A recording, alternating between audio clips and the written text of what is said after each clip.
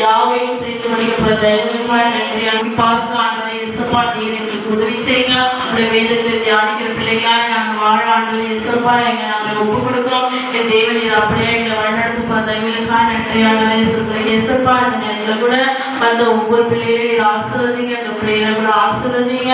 இன்னுமா கூட தேவனான எசப்பா என்ன தடைக்கு நடக்கா அப்படின்னு எசப்பா இந்த தடையை நீக்கப்பட்ட தயவுகளுக்காக நன்றி செலுத்துகிறோம். நீரை முக்கியமாக பொருட்படுத்தி வழிநடத்தி ஆசீர்வதிங்க. இயேசுவை ஜெபிக்கிறோம் நல்ல பிதாவே. சேர்ந்து சொல்லுவோம்.